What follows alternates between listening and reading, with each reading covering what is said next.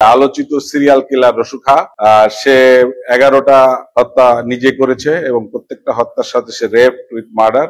এবং তার টার্গেট ছিল যে সে 101টা মার্ডার করে সে ক্ষান্ত হবে এবং পরবর্তীতে সে বাকি জীবন মাজারে যে তার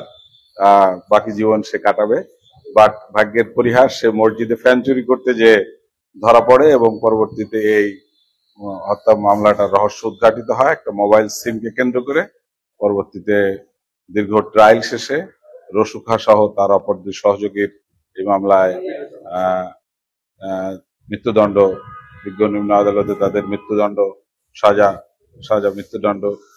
রায় প্রদান করেন এবং সেই মৃত্যুদণ্ডের রায়ের আলোকে ডেথ রেফারেন্স দীর্ঘ শুনানি অন্তে আজকে বিজ্ঞ আদালতে সেই ডেথ রেফারেন্সের চূড়ান্ত পরিসমাপ্তি ঘটলো এবং সেই পরিসমাপ্তিতে রসুখার যে ভয়াবহতা অন্যান্য ক্ষেত্রে এবং এই মামলার আসামি ভিকটিমের প্রতি তার যে অমানবিক নির্যাতন, সেই নির্যাতনের বিষয়টা বারবারই আদালতের জাজমেন্টে ফুটে এসছে, যে কারণে রসুখাকে আর কোন রকম সহানুভূতি না দেখায় রসুখার সাজা মৃত্যুদণ্ডই এক্ষেত্রে বহাল থাকলো এবং অপর আসামি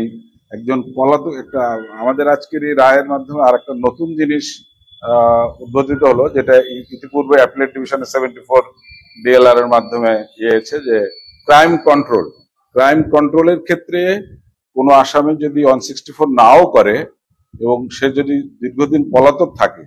তার ক্ষেত্রেও অপর আসামির যে 164 সেই 164 তার ক্ষেত্রে ব্যবহার করে এই ক্রাইম কন্ট্রোলের সাথে তাকেও সমসাজা দেওয়া যায়। রসুখার ক্ষেত্রে রায়ের মেন এটাই যে রসুখা আইনের কোনো অনুকম্পা পেতে পারে না, এটাই হলো শেষ কথা। এবং রসুখার এই জাজমেন্টের মাধ্যমে আমাদের থাকবে যে সাজার যে উদ্দেশ্য, এক্সাম্পলারি পানিশমেন্ট যাকে বলা হয়, যে দৃষ্টান্তমূলক সাজা, এবং এটা যদি সমাজে ছড়িয়ে যায় গণমাধ্যম কর্মীদের মাধ্যমে,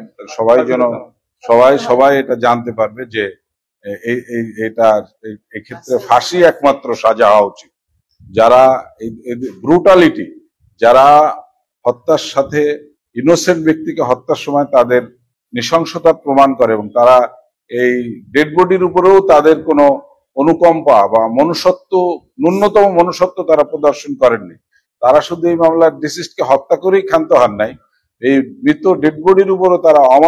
অমানসিক নির্যাতন চালাইছে। তো এই ক্ষেত্রে এই রসুখা না, শুধু এই রসুখার মতো অন্য যারাও এই ধরনের হত্যা এবং এই হত্যা পরবর্তীতে শিশু, নারী, বৃদ্ধ, যারা